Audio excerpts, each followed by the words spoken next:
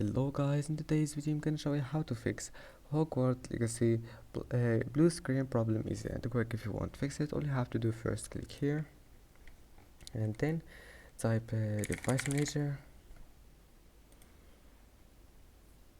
and now once you're here go to display adapters. Now make sure to update all those drivers. Click search automatically for drivers and then click up and that's it. Then make sure it's updated, and after that click here and open task manager.